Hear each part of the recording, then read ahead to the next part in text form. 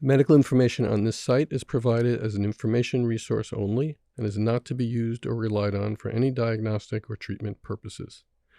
This information does not create any patient-physician relationship and should not be used as a substitute for professional diagnosis and treatment. Please consult your healthcare provider before making any healthcare decisions or for guidance about a specific medical condition. Doctors Ruhoy and Kaufman shall have no liability for any damages, loss, injury, or liability whatsoever suffered as a result of your reliance on the information contained in this site. Hi, and welcome back. Unraveled with David Kaufman and my friend over here, Ilene Ruhoy. Okay, so today we are going to revisit a topic we've talked about before, all things gut. Did we talk about it? I think well, we talked about SIBO. and leaky gut, but I think we want to broaden the topic and actually go from top to bottom. And it's a profoundly important role it plays in our health and in our lack of health. So you had said something that had come up recently? Yeah, I mean, I've had a rash of patients in the past couple of months who've had primary GI complaints. We shouldn't say rash. True. A lot of patients who've had, the complete gamut of gastrointestinal workup, every scope, motility study. I don't even know what some of the studies are. pH manometries. Fecography. It's one of my favorite. Fecography. Is it fecography? Maybe it's a different word. Something like that. Defecology. And everything had been normal, and because they were EDS patients, they were told to come see me for concern of things like median arcuate ligament syndrome and superior mesenteric artery compression syndrome, and other compression syndromes, which I had ruled out. But yet they still have lots of abdominal complaints, and that includes things like, constipations that alternates with diarrhea, that had abdominal pain, distension, sometimes related to meals, sometimes not related to meals. I mean, when I think about all the different patients, the symptoms were sort of all over the board, but all focused on the gastrointestinal tract. And they had, a lot of them had already been tested for and treated for SIBO several times, and they said that it never really helped. Anyway, and I just sort of felt like I didn't really know where to go from there. And you're my gut expert. Gut expert? No, I am not a gut expert. But we do know, of course, the importance of the microbiome, and we know the importance of motility of the tract in terms of moving things along and how it affects the microbiome. And then, of course, we know a lot about the gut-brain axis, as well as the axis between the gut and the immune system. And so there's obviously something there that we don't understand, but yet I still want to give them things to do, things that will help them. Well, I think the first thing to say is it's evolving science. Mm-hmm. Huge amount of research and science and thought going into the gut and its relationship with the rest of our body. Right. It kind of makes sense. It's very logical that the gut is a key organ, for want of a better term, in our body and in our medical history and in our evolution. That's where it all started, mouth and gut, embryonically.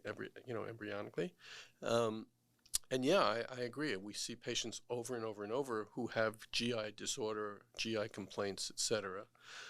We have spent a lot of time on SIBO. I still think it's a major issue. And one of the things that I'm seeing and acting on is, even if SIBO is negative, I suspect these patients have leaky guts, and that is a driver of their illness. So I will try to treat that. We can talk about what that means. And yes, I don't have proof of SIBO, but I think they have leaky gut, and there may be other causes we don't know about. One of the key things here, as you and I talk about all the time in these episodes, is just because we don't know the answer doesn't mean we should ignore the problem. Right. And to some degree, a significant degree, we often have to just think out of the box and do trial and error approaches to things, balancing, risk, benefit, harm, help. And that is certainly true 1,000-fold with respect to gut issues. So I think there's tons of research going on, and we're beginning to understand more. Mm-hmm.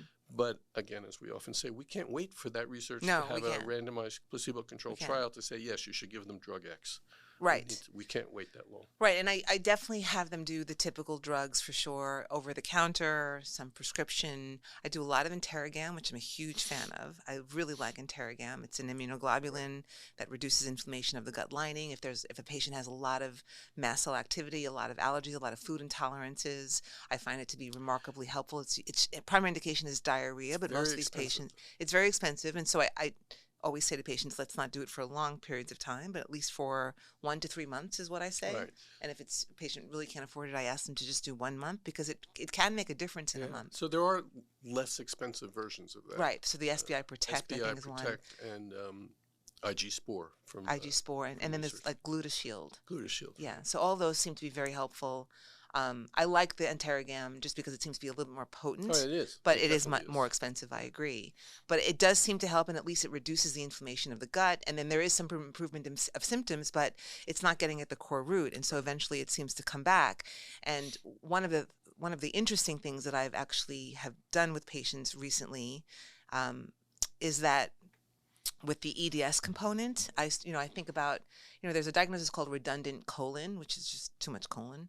And while I don't see that in these patients, certainly not regularly, I've seen it maybe a handful of times actually, but I think about sort of how the colon sits in terms of, they're reporting constipation, that they can't move their bowels easily, that they feel uncomfortable trying to move their bowels. Some will have pains in certain areas. And so I actually have them try different, this sounds crazy, different positions, right? Just to sort of see if their hypermobility affects their intestines, basically, in the position of their intestines within their cavity. And so I have them try to move their bowels in different positions. Of course, there's that squatty potty thing, but even with that, have them sort of move their trunk in certain positions. Right. I know this sounds crazy, and I'm sure my patients think I'm crazy when I tell them to do this stuff. And sometimes I think I'm crazy. Because when I was in neurology residency, I never thought I would be guiding a patient on how to sit on the toilet. But it works. And the only reason why I'm even embarrassing myself is because for, I would say, half the patients, it does seem to make a difference. Yeah. So there's something there. Yeah. It's a funny thing. I mean, this is grandmother stuff, okay? I remember. Oh my God, when I was a kid, if I had any complaint, did you go to the bathroom? Did you go to the bathroom? Are you regular? You should be going every day. Okay, so total grandma stuff. And then in medical school, we're told, oh, that's bullshit, and you just go when you go, and then sometimes you might have constipation, but there's nothing that says you have to have bowel movement every day. And now, of course, I've come full circle, and I literally will say, are you having a bowel movement every day? You need to have a bowel movement every day, because that's my marker, our marker for motility. And if you have dysmotility or a lack of motility or even slowed motility, number one, that lets those happy bacteria swim up into your small bowel, and it probably causes more of a leaky gut. And I'm not sure what happens with those trillions of bacteria in the colon when they're not moving around. That's right. So it is just a funny little circle we've made. Right. And I think it's important to share. So I always like to, when we have these tidbits that a patient can do on their own, frankly, it doesn't require a doctor prescribing a medication. I think it's important to share. And I'm always amazed at the things that I learn with my EDS patients. And the reason why I came up with the idea was that, when we do the home traction trial, when we have patients do home traction, I always say that I always let an EDS patient know that, we're trained when we're trained is the wrong word. When we're young, we're told that the right posture is like this. We put our books on, like we were models. We put a book on our head and we'd walk around the room. I never had to do that. Well, because you're a male, a white male. Exactly. So, but us young women who were told that we all had to be models, we would put a book on, right, or a housewife. We had to have perfect posture. We put a book on our heads and we walked around like this, But an EDS posture is actually not that straight, and that's okay. And that's their natural posture is more where their chin is slightly down and flexed. So the home traction, when they would tell me that it hurt more or didn't work, it was because they were seated like this, and I would tell them, well, that's not the right position to try it in, and I would sort of guide them in terms of positioning. So back to my patients telling me that they can't move their bowels, which we both know is super critical and important because of the microbiome and all of its interactions with the immune system and the neurological system, I would think, okay, maybe it's a positioning thing because your connective tissue isn't doing its structural job.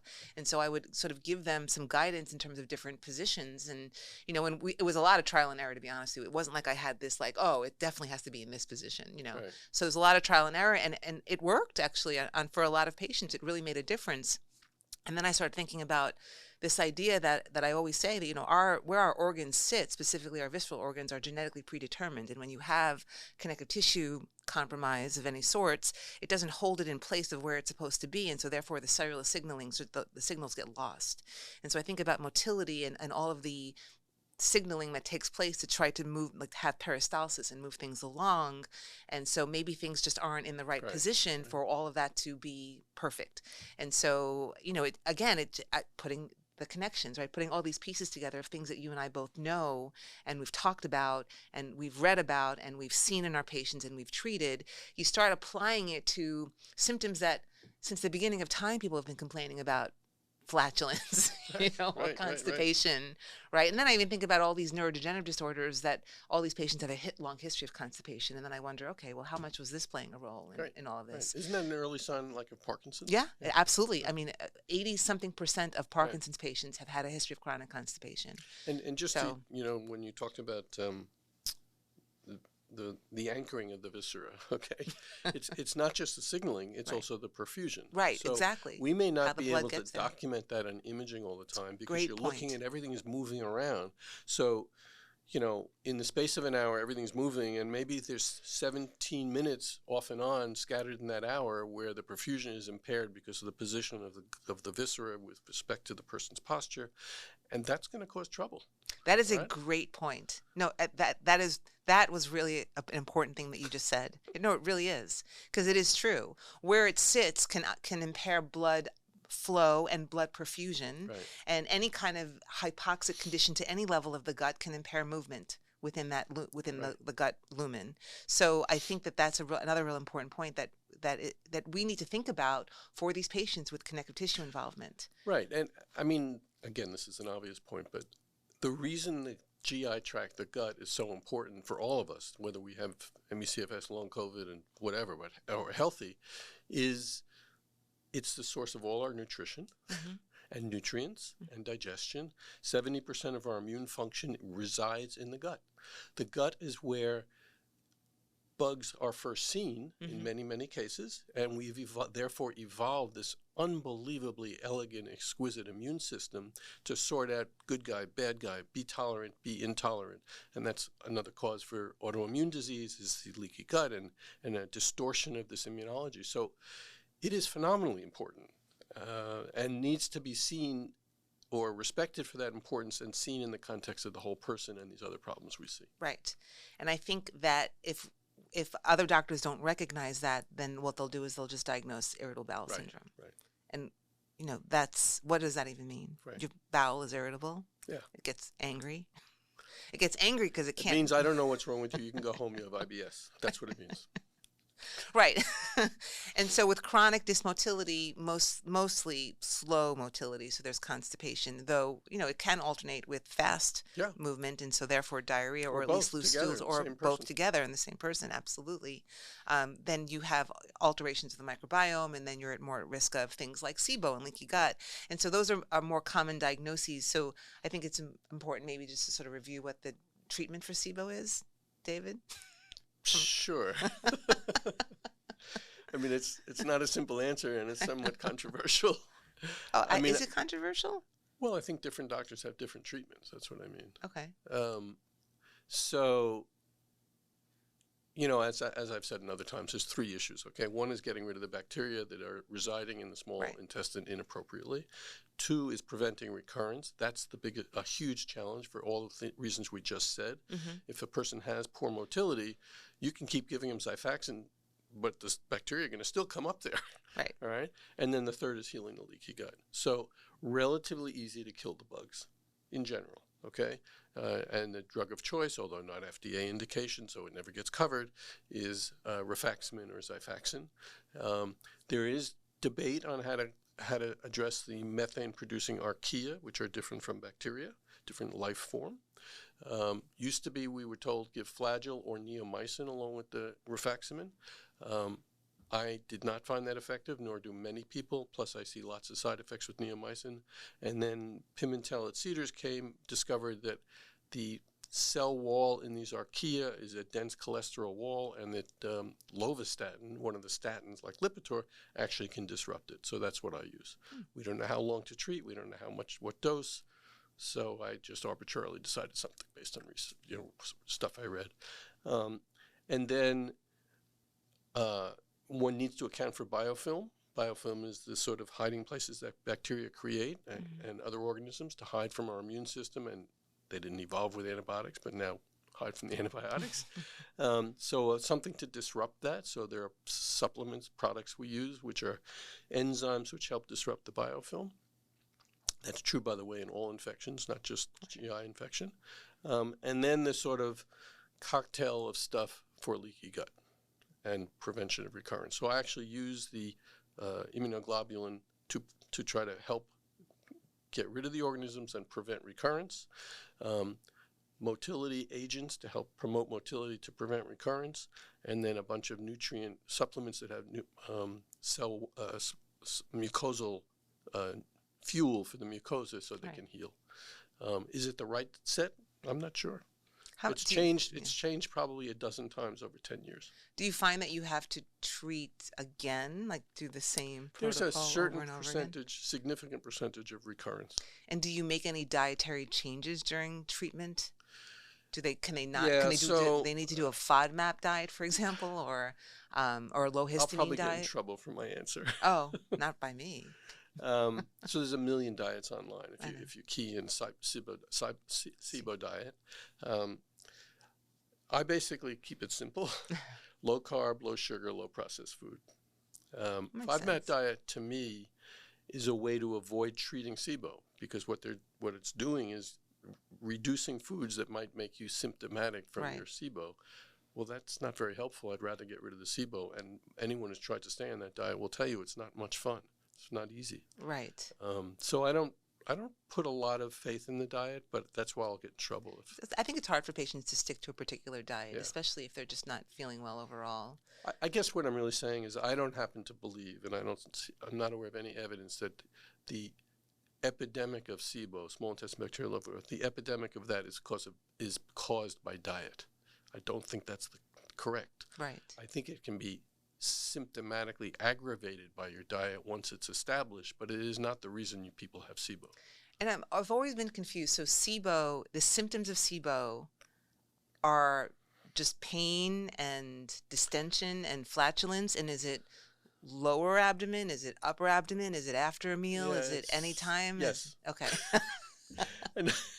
So gas, bloating, crampy pain, constipation, diarrhea, with food, without food, or nothing. I've had patients with zero symptoms, and their SIBO is wildly positive. Okay. And basically they still have their leaky gut. So I test everybody for that reason. That's interesting. Okay, because I just feel like I'm just labeling everyone with SIBO, and I'm not even sure if that's correct. And I wonder if there's a more probably almost completely correct. And honestly, I go through these moments as a clinician, as I'm sure you do, and say, wait a minute, why am I bothering to test? Everybody has SIBO. Why am I wasting their money and putting them through this test? I should just treat them. The reason is, one, I still believe if we have a test, I should use it to prove. And two, not every patient has hydrogen and methane positive SIBO or hydrogen sulfide. So, and the treatments are different or varied. So it would be nice to know in advance. But I will treat sometimes without a test. If I have a patient who says I can't do it, I'm just not going to do it.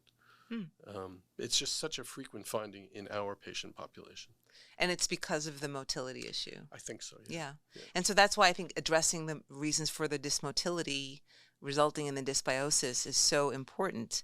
Because I mean, we eat every day, we have to move our bowels every day. Right. So any kind of symptom that sits within the abdominal cavity is such a focal point for patients, right? Because it's so uncomfortable. Yeah. And of course, when you have a belly upset, you you're just irritable and you just don't feel good and you're angry, and it results in a lot of different neurological symptoms, of course, Sure. but then some immunosuppression. So there's been some studies that show that with any kind of gut dysfunction, you have some level of immunosuppression is probably a harsh word, but like compromise. There's greater incidence of autoimmune disorders with chronic gastrointestinal issues.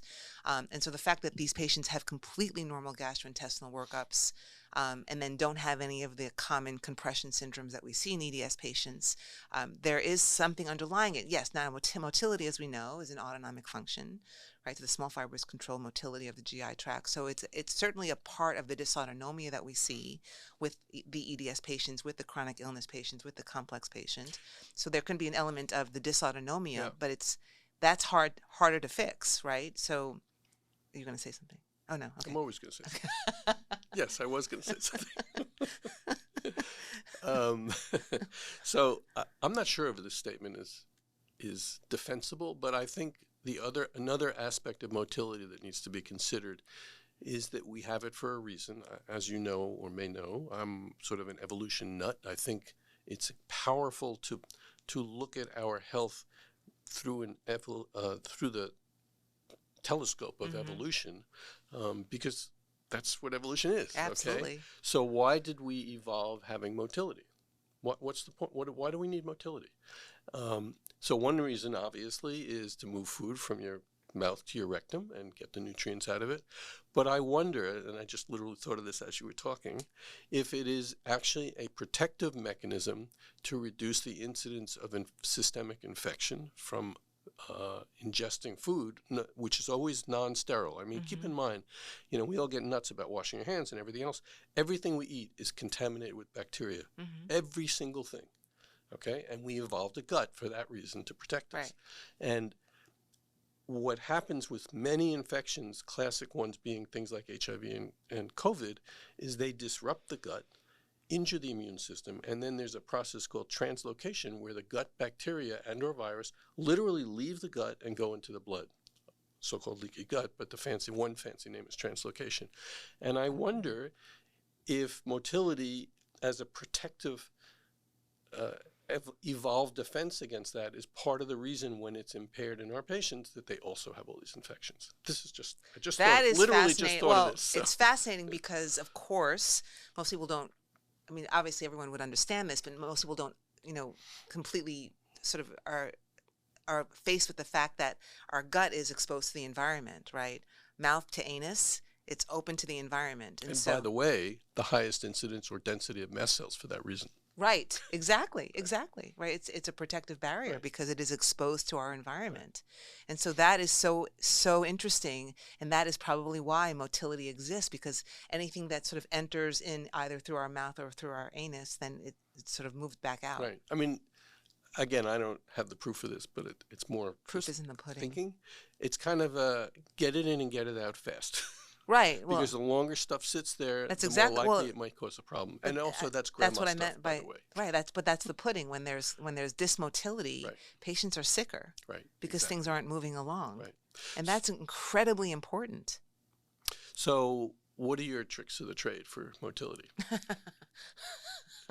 Because it is challenging. It's incredibly challenging. So, I mean, obviously, I try to, the stool softener. I do all the basics, right, to sort of make it easier for the gut to move things along, right? So stool softeners and things like that. I try to avoid all those laxatives. I put them on magnesium. I as best as I can, I have them try to move around, because, you also have to work with gravity a little bit, and just sort of sitting and lying down. Which is one of the reasons our patients have so much problem. Absolutely. But they've also had problems prior to them becoming so Right. bedbound or housebound. But you're right. It doesn't help things, and it almost always makes it worse, for Right. sure. So, I try to do all those things, and then, there's a lot, and then patients have the symptoms of dysmotility, right? So not only constipation and diarrhea, but, nausea, for example, and pain. And so I do a lot of, anti-nausea kinds of medications. I do the Zofran and the Reglan and all of that stuff. It sometimes works. Sometimes it works really well. Sometimes it doesn't. I've actually been doing a lot of low dose erythromycin, frankly, and it does seem to help. So it goes to what you were just sort of saying. I mean, a low dose, I don't think it's an antimicrobial dose. It's just 20 milligrams I don't twice use a day. it much. I can't wrap my head around it because because low dose can cause resistance or Right. allow resistance to evolve, and it just makes me nervous. Bacterial resistance. Right. Even for short periods of time. I mean, I don't put them on. I don't think we know. It just it's more. I mean, that's always been my concern with antibiotics, and I haven't been a huge antibiotic prescriber ever in my career. I'm becoming more so recently, just because I've found such benefits of some of them. But and then octreotide, even I've actually, so. Do you use much prucalopride? I do, yeah, me absolutely. Too. Me too. So I try all those different medications, and I will say that I don't think that there's been one that sort of has been a standout, has won the gold star yet. But they all seem to help a little bit. And what's important is, obviously the goal is to get things moving. And so, I'm always checking in with patients, like, is it working? Is it moving? Are you having any adverse effects? A lot of patients have adverse effects to these drugs, right? So they have more pain. Right. And I think largely it's because things are so inflamed in there that once you start moving things along, that it feels worse. And some patients actually report, like, after finally they have a good bowel movement. Just so you know, like, I and anyone who knows me knows this about me. Like, I have a hard time talking about poop. Like, in fact, when I was a resident and in medical school, like, I could talk about any other bodily fluid, but talking about feces really, like, bothered me. So the fact that I've come full circle and I'm having an entire conversation about this is, like, very weird for me. But they'll describe to me their bowel movements. And some actually feel horrible after their first, better bowel movement. And I think it's just because things have been sitting there for so long, and now they've released it, and their system is, like, So have you ever had a patient or a friend or a colleague, you're going to laugh at this one, say, I felt so much better after my prep for a colonoscopy? Oh, gosh. Isn't it amazing? Many times. Here they are. You have this nuclear intervention. Many times. Nuclear bomb intervention to clean you out completely. And that's amazing. And people will report that. Yeah. And I mean, myself, when I had my last colonoscopy just before COVID, I really saw the difference. And I am in no way recommending people use enemas every day. I'm not in favor of that. But Go Lightly is not an enema? No, I know that. But people often think of massive clean out, you go to an enema. Right. And I don't think you should use Go Lightly every day. But all my point is, this whole issue of motility and residual stool hanging out, coating the walls, can in fact lead to dysfunction of your immune system and microbiome, etc. And so, like Grandma said, you got to be regular. Right, but I think, well, why not do clean out? Like, why not do Go Lightly? Because I'm afraid in many of our patients it'll cause electrolyte problems and drop their blood pressure and make their POTS worse and stuff like that. Okay. It's pretty impressive laxative. No, I know that. But I was thinking, like, once a month even, just, We could do a trial. Yeah, we should do a trial. That would be very interesting trial. Right, and then importantly, the refeeding aspect, right? So like a blank slate, right? How do we then start to build up an appropriate microbiome so that we can avoid these symptoms and this problem for the patients, kind of thing? So it's sort of a refeeding. That's probably the wrong word. So we can talk about a particular connotation. Again, I can't, broken record today, Grandma again. So whole foods, no processed, low processed, as little as possible, high fiber content, vegetables that have fiber, lots of fluids, makes for a happy gut. It's true. Yeah. But if we can get patients to a spot where they're feeling better and they are a blank slate, let's say after a colonoscopy prep, and then we sort of give them the appropriate diet to sort of see how they do, we can sort of try. I mean, I think patients would be willing to try, right? Yeah. I mean, I think it's a great idea. It'd be very interesting. What about fecal transplants? So I think it's a fascinating field. It's not so easy to pursue it because of FDA rules and stuff. Mm-hmm. And I think the question is, well, whose feces is better than yours for the fecal transplant? I hate to put it that way, but, I mean, it's hard to know. I mean, it's the same problem with probiotics. Right. I'm full on with microbiome. I understand its significance. I talk about it not directly, but it's in my head all the time when I'm talking about this stuff with patients, but I don't know what the best probiotic is. I don't know how I don't know either. quote prescribe. Yeah, I don't know what the best probiotics. microbiome is, and I think it's actually Yeah. individual to an individual Right, patient. I mean, I right. think what's a appropriate microbiome for you is different from me. I mean, it depends upon Right. where you were born, And- how you were born, how you were fed, what you were exposed to, all kinds of things. And going back to the colonoscopy and go lightly, I mean, for those of you that have had to get a prep for colonoscopy, you know how massive your stool output is. Mm-hmm. Where did microbiome go? Right. Did that go out too in the Right. toilet? No, exactly. And yet you feel better. So I don't understand that. It does show the power of the gut, though. It Yeah. shows the power of the intestines, the power of the microbiome, and the importance of regular bowel movements. And the idea that, I've had patients tell me that their GI doc has said, you can go 2 or 3 times a week, and that's just normal for you. Right. That is Well, that's not what we normal were for taught. anyone. Right. That's what I was exactly saying. right. Yeah. And so you need to move your bowel. It's another form of waste. It's excretion. You need to remove waste from your body at all costs, right? Including the lymphatic system, the gastrointestinal system. It needs to be removed from the body. It should not be stagnant. It should not stay there. Otherwise, it can result in a lot of different symptoms for sure, but disorders. And the other thing is that I'm sure, do you do a lot of genetics workups on complex patients, like genetic panels? Yeah, Because I I do find the NOD2, the Blau syndrome Right. variant, which is associated with inflammatory bowel disease as well. So we know about the Blau syndrome. We talk about that a lot, but it's also associated with inflammatory bowel. And so what's going on in the studio? But so that's interesting to me as well. I don't infrequently find that variant in our patient population. And I wonder how much is that playing a role in some of their gastrointestinal Right, issues. right. And then there's some new technology out now that I think Stanford actually has a machine, and then somebody else, but where it's basically a scope, and you can apply an allergen and see in real time the changes to the lining of the gastrointestinal tract. And so I think that there's a lot of research in motility for sure. I think in just gastrointestinal inflammation in general. As it is when patients go for scopes and they get biopsies taken, we always say check for mast cells, stain for mast cells, count the mast cells. And I think pathologists are doing it more and more, Yeah. willingly, which is nice. So we start to get numbers and ideas about mast cell population Right. in these patients. But I think that there's so much more that we need to learn about, because it's such an important function of the body that I think unless we get that under control, recovery can be harder. I agree. Yeah. I agree. So it's I think important to treat it's it. real fuel for the fire of their illness. Yeah. Yeah. But in the meantime, I give them different positions, which sounds ridiculous after this conversation now. And now I feel No, I silly. don't think it's ridiculous.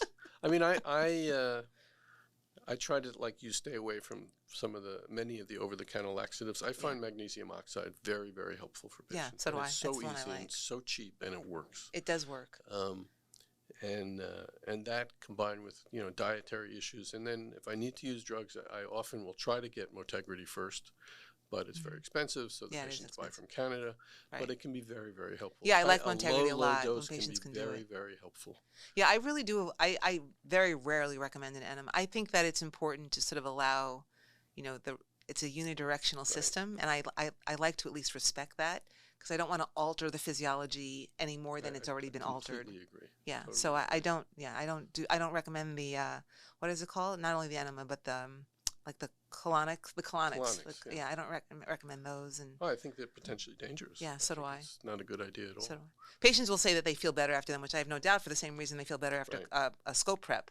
But I think to do that too much can have detrimental effects. So Yeah. I don't recommend that. Yeah, I completely agree. Okay. All right. Well, thanks for talking to me about gut motility and gut disorders, because honestly, it really is a particular sore point for a lot of patients. It's really, And it's part of the complex illness picture and the septet picture, in the sense that a disordered gut is going to affect all the things that we talk about in the other, your POTS and your autonomic dysfunction and your mast cell activation. It's all kind of interactive. right. And we all know of patients who we treat their SIBO and their mast cell seems to get better. We treat their SIBO and their POTS starts to get better. Or you treat their POTS and their SIBO starts to get better. I mean, their gut motility. I don't mean SIBO, gut motility. Yeah, it's all interconnected. But I do want to leave leave this message that, such a huge aspect of our immune system resides in our gut. And we've evolved that way in order to protect us from all of the bacteria we eat every single moment of the day, and also to teach our immune system what's tolerance and intolerance. And it's just crucial. I love that. That's a great last line for this podcast episode. So thanks for joining us to our unraveled, unscripted conversation about poopy diapers. That's what we used to call them when my kid was little. All right. Thank you very much. Keep your comments coming. We love having you as subscribers. Thank you for your support, and we will see you next time. Bye.